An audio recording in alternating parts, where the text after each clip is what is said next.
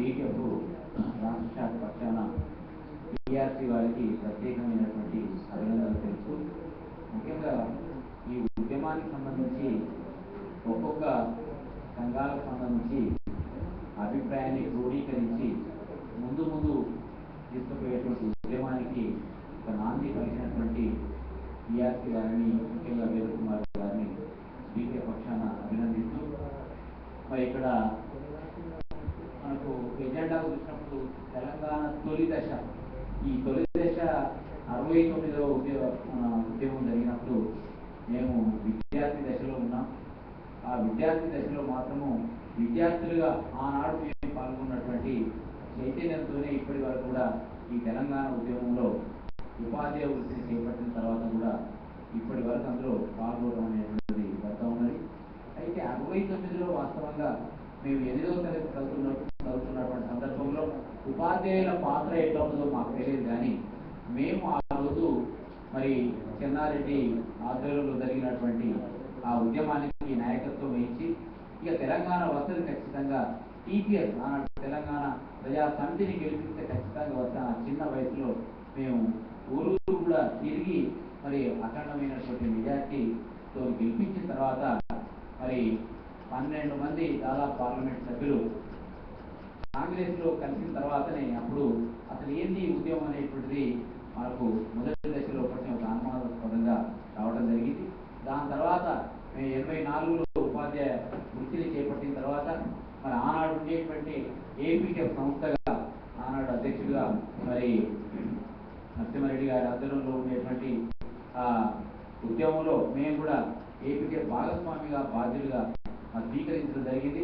వాస్తవంగా తెలంగాణ జిల్లాలో 10 జిల్లాల్లో ఏ మారుమూల ప్రాంతాన్ని కూడా వదలకుండా, అది మండల ప్రాంతం కావచ్చు, జిల్లా కేంద్రం కావచ్చు, టోటల్గా ఈ 10 జిల్లాల్లో కూడా ఉపాధ్యాయులు చైతన్యం చేసినటువంటి సభలు పెట్టి, సమావేశాలు పెట్టి, వక్తలు పిలిపించి మరి చైతన్యం చేసినటువంటి సంస్థగా ఆనాడు ఏపీటీఎఫ్గా, 99 తర్వాత డీటీఎఫ్గా మరి మేము చేసినటువంటి కృషి చాలా అనర్గళీయంగా ఉందనేటువంటి ఈ సమావేశంగా నేను తెలియజేస్తాను. అదేవిధంగా 99లో మరి వరంగల్లో ఈ తెలంగాణకు సంబంధించి ఉపాధ్యాయ సంఘాల యొక్క వేదిక ద్వారా డిక్లరేషన్ అయిన తర్వాత టీజీఎస్ ఫామ్ కావడం, అందులో మరి ముఖ్యంగా ఆనాడు ఉండేటువంటి డీటీఎఫ్గా ప్రత్యక్ష మరి అందులో సంబంధాలను కలిగి ఉండి ఆ నాయకత్వంలో కూడా పనిచేయడం జరిగింది.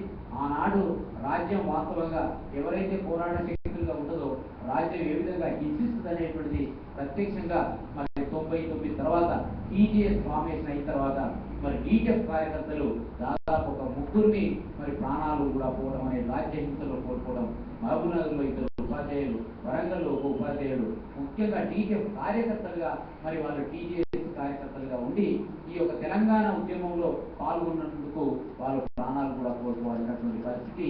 ఆ విధంగా మరి ఏపీటీఎఫ్ డీటీఎఫ్గా ఈ సంస్థ తెలంగాణ ఉద్యమానికి ముందుండి పోరాడి త్యాగాలు చేసినటువంటి చరిత్ర కూడా మరి ఉన్నటువంటి విషయాన్ని కూడా మీ అందరికీ నేను తెలియజేస్తా ఉన్నాను. అదేవిధంగా మరి డీటీఎఫ్ ఫార్మేషన్ అయిన తర్వాత కూడా 2000 సంవత్సరంలో గుంటూరులో జరిగినటువంటి మహాసభల్లో మరి తెలంగాణ ఏర్పాటుకు ఒక తీర్మానం చేసినటువంటి సంస్థలు కూడా డీటీఎఫ్గా మరి మీ అందరికీ కూడా తెలిసినటువంటి విషయం. ఆ విధంగా దాన్ని ఇప్పటి వరకు కూడా ఈ ఉద్యమాల్లో ముందుండి పోరాడుతున్నటువంటి సంస్థగా కూడా మీకు నేను తెలియజేస్తా ఉన్నాం.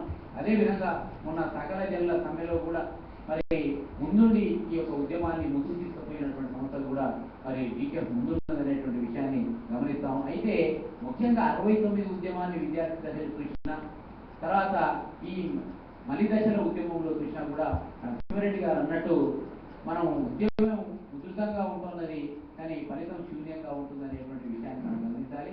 ఈ ఉద్యమంలో సకల జనుల సమ్మెలో కనుక చూసినట్టయితే మనం ఆ 42లో చూసినట్టయితే చాలా ఉవ్వెత్తున లేచినట్టుగా కనబడతా ఉన్నది.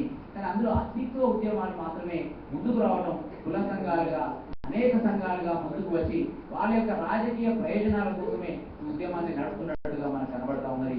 కాబట్టి ఇక ముందు జరిగేటువంటి ఉద్యమంలో ఈ రాజకీయ వ్యవస్థ మీద మనం కనుక నమ్మకం పెట్టినట్టయితే 69లో జరిగినటువంటి సకల జనుల సమ్మెలో జరిగినటువంటి ఫలితాలే వస్తాయి తప్ప ఇక ముందు మరి ఎలాంటి ఫలితాలు వచ్చేటువంటి అవకాశం లేదనేటువంటి వాస్తవాన్ని కూడా మనం గమనించాల్సిన అవసరం ఉన్నది. ఇలా ఏ పొలిటికల్ పార్టీ అయినా చూడండి, వాళ్ళకు ఉండేటువంటి సీట్లకు సంబంధించినటువంటి మరి యావదప్ప తెలంగాణ ఉద్యమంలో సరైనటువంటి పాత్ర పోషించాలి, ఈ ప్రజల యొక్క ఆకాంక్షలు నెరవేర్చాలనేటువంటి చిత్తశుద్ధి మనకి ఎక్కడ కూడా మరి కనబడటం లేదనేటువంటిది, మరి కాకుండా ఈ ఉద్యమాన్ని గందరగోళపరిచేటువంటి స్టేట్మెంట్స్ కూడా మనకు రావడం అనేటువంటిది జరుగుతూ ఉన్నది. మరి ఇంతకు చూసినట్టుగా పొలిటికల్ పార్టీస్ మరి నీళ్లు వదులుతా ఉన్న స్టేట్మెంట్స్ వస్తానే ఉద్యమాలు మాత్రం ఉండటం లేదు. ప్రతిదీ కూడా ప్రచార సాధన తప్ప ఏది కూడా రావడం లేదనేటువంటిది మేము ఎన్నో సందర్భాల్లో టీఎన్జిఓతో కానీ ఎన్జిఓతో చెప్పడం జరిగింది. 610 జీవోను 85లో సంపాదించామన్న వాస్తవం, కానీ దాని ఇంప్లిమెంటేషన్ కోసం ఉద్యమాలు ఎప్పుడైనా చేశారా? 85లో ఆ యొక్క 610 జీవో వస్తే ఇవాళ 2012 వచ్చింది. దానికి సంబంధించి ఇంకా మనం ఇంప్లిమెంటేషన్ చేసుకోలేకపోతాం. మొన్న జరిగినటువంటి అఖిల జనుల సమ్మెలో మాత్రం వాళ్ళ సైడ్ తీసుకొని దాన్ని ముందుకు తీసుకురావడం అనేటువంటి జరిగింది. ఇప్పటికి కూడా మనం 610 జీవోను మరి ఇంప్లిమెంట్ చేసుకోలేకపోతాము.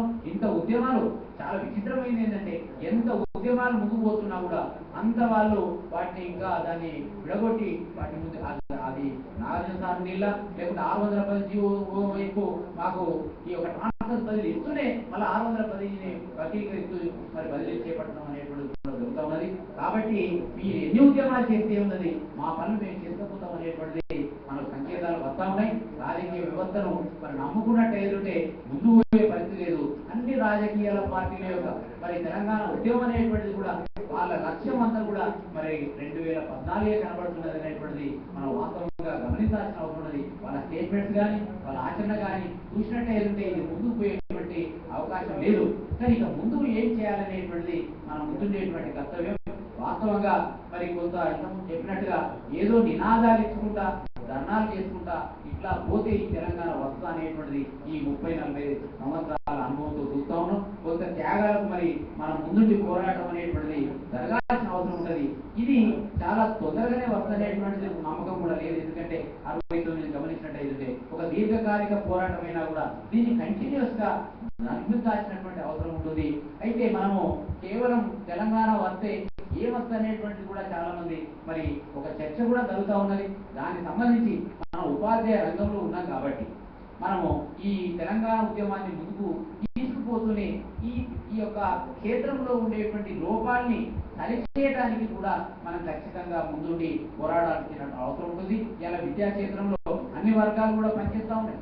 ఇలా ఇంత ఉద్యమం జరుగుతూ ఉన్నా కూడా కార్పొరేట్ శక్తులు ఏ విధంగా వచ్చి ఇక్కడ ఉండేటువంటి మధ్యతరగతి కావచ్చు, ఇక్కడ ఉండేటువంటి వాళ్ళ యొక్క ఆర్థిక వ్యవస్థను ఎట్లా కొల్లగొడతా ఉన్నారు. ఇలా ఆంధ్ర ప్రాంతం నుంచి వచ్చేటువంటి కార్పొరేట్ సంస్థలే కాదు, తెలంగాణలో ఉండే కార్పొరేట్ సంస్థలు కూడా మనం చెక్ చేయాల్సిన అవసరం ఉంటుంది. కాబట్టి కార్పొరేట్ శక్తుల విద్యారంగం పట్ల, కార్పొరేట్ శక్తుల యొక్క వాటి యొక్క పనితీరును, అదేవిధంగా లోకల్ గా ఉండేటువంటి కార్పొరేట్ వీటన్ని కూడా ప్రైవేటీకరణ నుంచి మనము మరి బయటికి తీసే విధంగా ఈ యొక్క ఉపాధ్యాయ ఉద్యమాన్ని తెలంగాణ ఉద్యమంలో భాగంగానే ఈ యొక్క కార్పొరేట్ శక్తుల్ని తర్వాత ప్రైవేటీకరణను మరి రూపుమాపే విధంగా ఈ ఉద్యమాన్ని చేసుకుంటూ ముందుకు పోయినట్టేదంటే, ఒకవేళ తెలంగాణ వచ్చేదంటే ఈ కార్పొరేట్ శక్తుల బాధ ఉండదు. ఇలా అడ్మిషన్స్ కనుక చూసినట్టయితే లక్షల రూపాయలు, ఇలా ఎల్కేజీ యూకేజీకి 30-40 వేల రూపాయలు ఇలా మధ్యతరగతి మొత్తం కూడా ఆయన జీవితం సంపాదించేంత కూడా మొత్తం విద్యార్థుల యొక్క ఖర్చుకి పెడతా ఉన్నారు. దాని ఆ కబంధ హస్తాల నుంచి మనము ఈ యొక్క